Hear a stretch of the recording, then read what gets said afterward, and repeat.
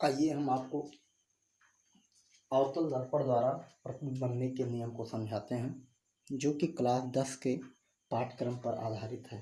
वैसे ये पाठ्यक्रम इंटर में भी सम्मिलित है, परंतु स्पेशल ये जो बना रहे हैं हम क्लास 10 के लिए बना रहे हैं, हिंदी और इंग्लिश माध्यम। तो ध्यान देंगे, अवतल दर्पण द्वारा प्रतिबिंब का बनना।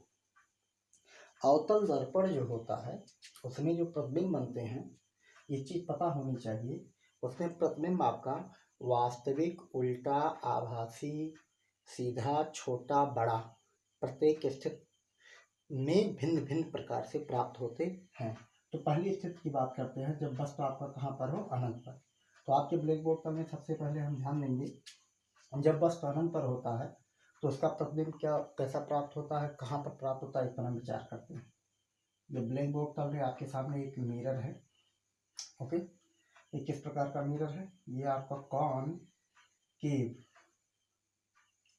कॉनकेव मिरर है। सबसे पहले सेंटर ऑफ कर्वेचर सेट कर लेते हैं। Centre of curvature left hand side denoted and mid point of the reflection surface is known as pole. Okay, between the length center of curvature and pole is known as radius of curvature, and pass the line through center of curvature and pole is known as principal axis. Object placed on the principal axis in perpendicular, in case that point always denoted in any figure. या आपका अवतल दर्पण, अवतल दर्पण में सजो या आपका उत्तल दर्पण में सजो, वक्रता केंद्र, ध्रुव, फोकस, वक्रता त्रिज्या का मिड पॉइंट क्या कहलाता है, फोकस। आज पॉइंट्स को हमें तत्काल निरूपित करना होता है। आपका शब्द लिखा हुआ अनंत, और आपको पता होना चाहिए कोई वस्तु बहुत दूर होती है तो प्रकाश किरण उसके लिए क्या हो जाएगी, समांतर। इस प्रकार समांतर चलने वाली प्रकाश किरणें, जब प्रकाश किरण कैसे चलेगी, समांतर। तो क्या करते हैं हम, द्वितीय नियम अप्लाई करते हैं। पहले इमेज फॉर्मेशन रूल आपको पता है, द्वितीय नियम हम अप्लाई करते हैं। द्वितीय नियम क्या कहता है, व्हेन लाइट रे पास द फोकस आफ्टर रिफ्लेक्शन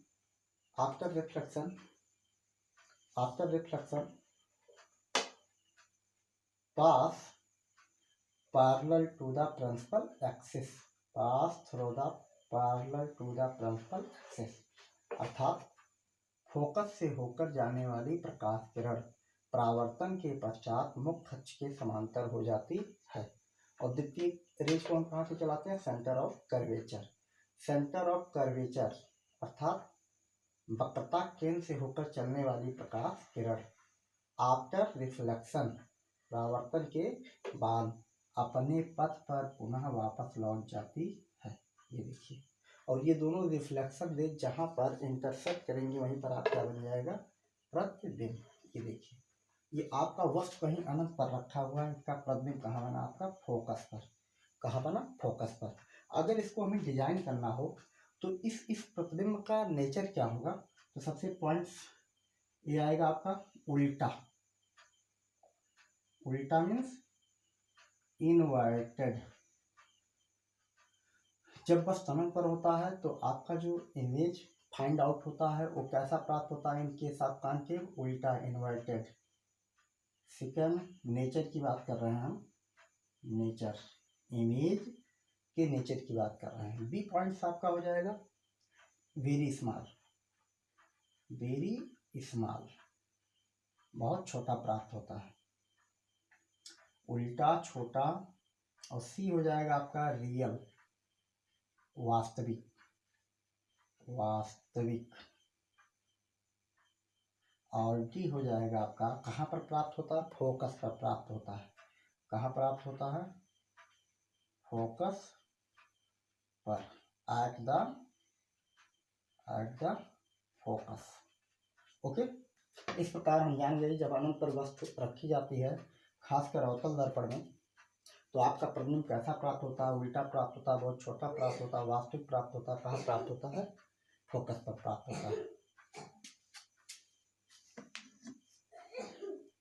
वस्तु को हम और समीप लाते हैं। समीप लाने का अर्थ ये है, वस्तु को हम कहाँ प्लेस करेंगे, अनंत व वक्रता केंद्र के बीच में। अनंत व वक्रता केंद्र के बीच में जब रख देते हैं वस्तु को, तब देखते हैं इसका प्रतिबिंब कहाँ बनता है। तो ये रहा आपका सबसे पहले कॉनकेव मिरर, अवतल दर्पण, और इसका एक सेंटर ऑफ कर्वेचर होगा, अर्थात वक्रता केंद्र। वक्रता केंद्र क्या होता है, जिस खोखले कांच के गोले से काटकर हम क्या निर्माण करते हैं, दर्पण बनाते हैं। ये रहा आपका ध्रुव, परावर्तक तल का मिड पॉइंट को क्या कहते हैं, ध्रुव कहते हैं। और आप ध्यान रखिए, वक्रता केंद्र और ध्रुव तक के बीच की जो दूरी होती है, length between the centre of curvature and pole is known as centre of curvature. Pass through the line straight line centre of curvature and pole is known as principal axis. Okay, हम वस्तु को, object को हमेशा कहाँ place करते हैं, कैसे रखते हैं, मुख्य अक्ष के पर लंबवत रखते हैं, लेकिन अनंत और सेंटर ऑफ कर्वेचर के बीच में हमें प्लेस करना है। अनंत आपका बहुत दूर होगा, इसका मतलब यहीं कहीं पर हम क्या करते हैं, वस्तु को रख देते हैं। ये देखिए, हमने वस्तु को क्या किया, प्लेस कर दिया। कैसे रखा गया, परपेंडिकुलर, इसका नाम क्या दिया जाएगा, ओ डैश। ठीक, अब हम क्या करते हैं, फोकस पता कर लेते हैं। रेडियस ऑफ कर्वेचर का मिड पॉइंट क्या कहलाता है, फोकस। अच्छा, पैरेलल चलाते हैं रेज को, किसके पैरेलल, पहला नियम लगाते हैं। इमेज फॉर्मेशन के 3 रूल बताए हैं। पहला नियम कहता है मुख्य अक्ष के समांतर चलने वाली प्रकाश किरणें,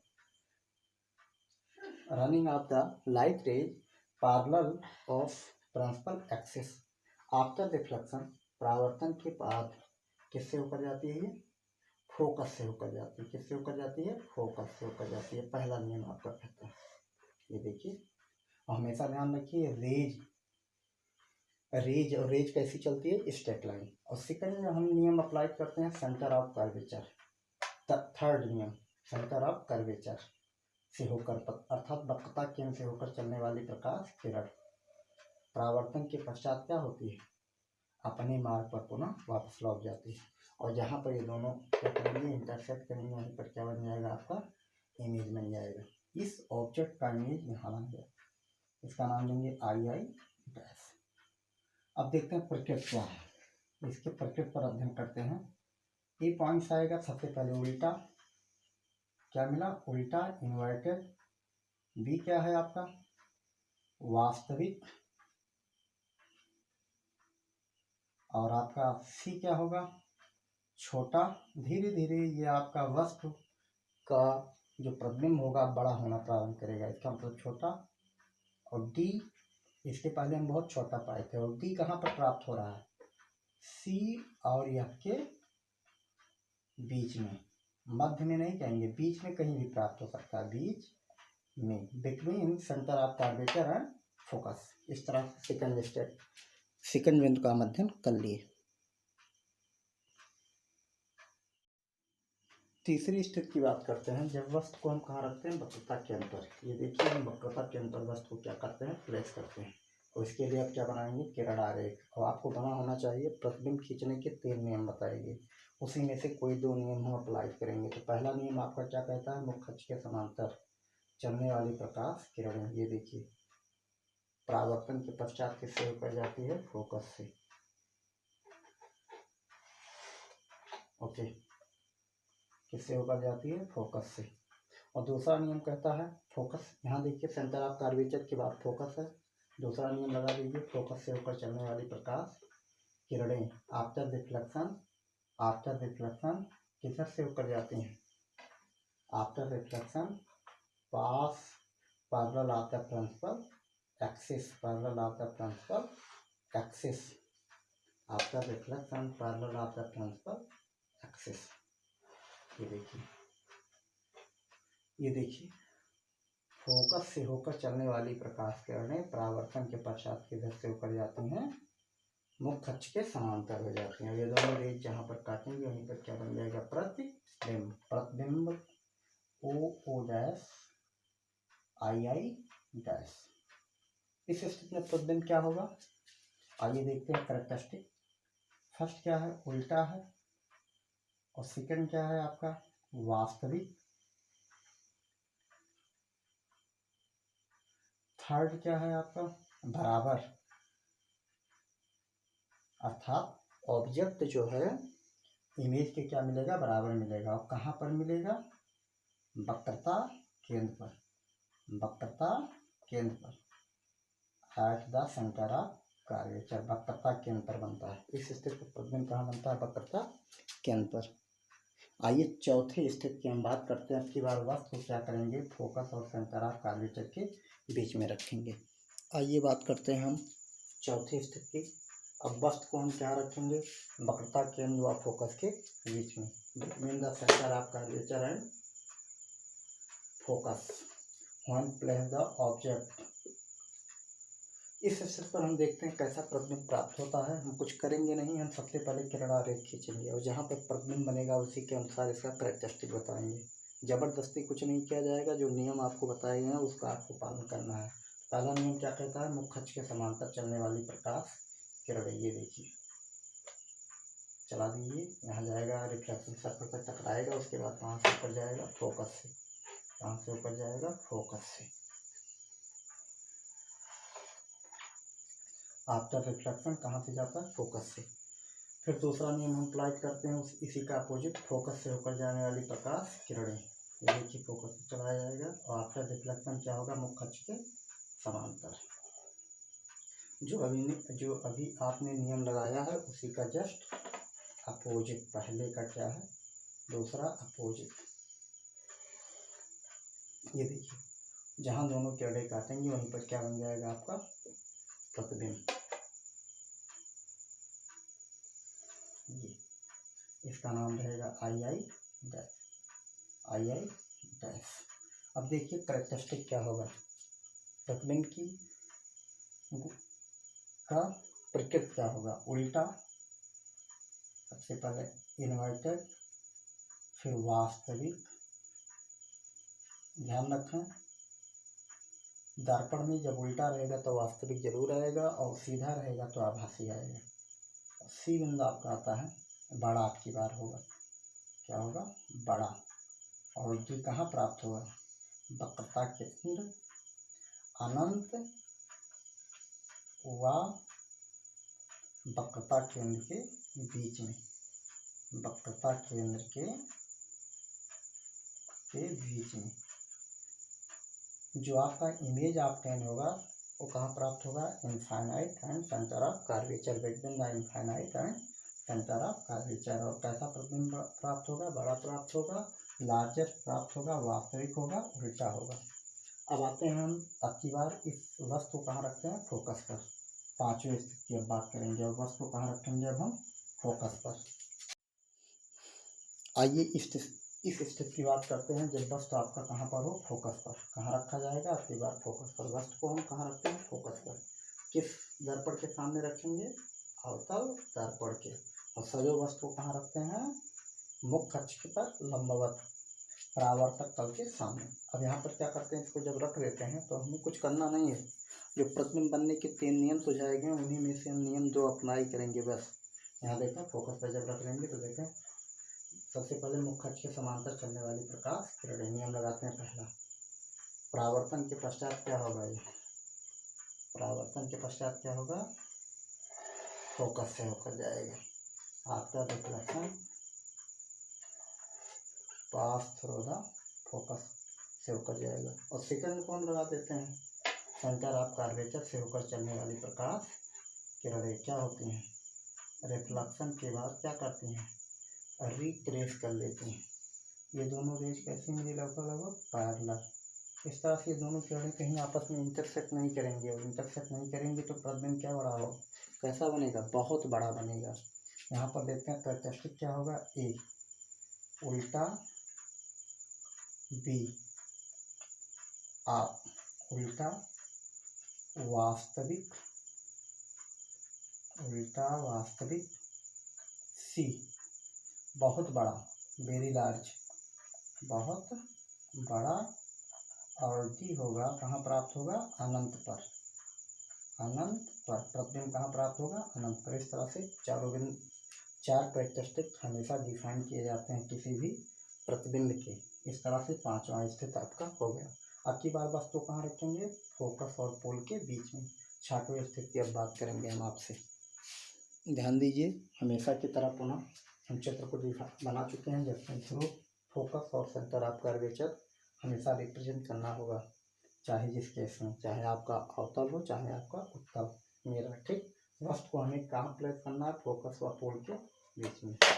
फोकस व जब पोल के बीच में वस्तु को प्लेस करोगे तो आइए देखते हैं इसका प्रतिबिंब कहाँ बनता है। इसका नाम देते हैं ओ डैश। ठीक, और वस्तु नियम लगाते हैं, मुख्य अक्ष के समांतर चलने वाली प्रकाश किरणें, ये लीजिए, मुख्य अक्ष के समांतर चलने वाली प्रकाश किरणें आफ्टर रिफ्लेक्शन किससे होकर जाएंगी, फोकस से होकर जाएंगी। किससे होकर जाएंगी, फोकस से। ये लीजिए, फोकस से गया, पहला नियम हमने लगाया जो आपका प्रथम नियम कहता है, मुख्य अक्ष के समांतर चलने वाली प्रकाश किरणें परावर्तन के पश्चात फोकस से होकर जाती है। द्वितीय नियम क्या कहता है, सेंटर ऑफ कर्वेचर से होकर चलने वाली प्रकाश किरणें after reflection, centre of curvature से होकर चलने वाली प्रकाश किरणें आफ्टर रिफ्लेक्शन परावर्तन के बाद रिट्रेस द सेम पैथ, अर्थात अपने पथ का पुनरावृत्त करती हैं, गई और फिर रिफ्लेक्ट होकर पुनः क्या हुई, वापस लौट गई। ठीक, अब इन दोनों किरणों को अगर हम बढ़ाएं तो आपकी ये दोनों किरणें कहीं ना कहीं आपस में क्या करेंगी, प्रच्छेद करेंगे। जहाँ प्रच्छेद करेंगे वहीं पर क्या बन जाएगा, वस्तु का प्रतिबिंब। ये देखिए, ये वास्तव में असमांतर किरणें हैं, ये असमांतर किरणें कहीं ना कहीं आपस में क्या करेंगी, काटेंगी जरूर, और जहाँ काटेंगे वहीं पर क्या बन जाएगा, प्रतिबिंब। ये देखिए प्रतिबिंब, देखिए यहाँ कैसे बना, इसका नाम दिया जाएगा आई डैश। इसका मतलब हो तो प्रतिबिंब कैसा प्राप्त होगा, सीधा, आपका प्रतिबिंब कैसा प्राप्त होगा, सीधा, और वास्तविक नहीं होगा, यहाँ आभासी, और बड़ा, और कहाँ प्राप्त होगा, दर्पण के दूसरी ओर, दर्पण की दूसरी ओर, दर्पण के बाद, दर्पण के बाद। इस प्रकार से आपने देखा अवतल दर्पण में भिन्न भिन्न 6 बिंदुओं पर जब हम वस्तु को प्लेस किए तो उसके प्रतिबिंब कैसे प्राप्त हुए, भिन्न भिन्न प्राप्त हुए। एक चीज महत्वपूर्ण पॉइंट ये है कि एक प्रश्न अक्सर पूछा जाता है कॉम्पिटिशन में, ऐसा कौन सा दर्पण है जिसमें प्रतिबिंब छोटा, बड़ा, उल्टा, सीधा, वास्तविक, आभासी प्राप्त होता है, तो कौन सा दर्पण होगा, अवतल दर्पण। क्योंकि अवतल दर्पण में प्रतिबिंब सीधा, उल्टा, आभासी, वास्तविक, बड़ा, छोटा दर्पण के बाद, दर्पण के पहले प्राप्त होता है। धन्यवाद।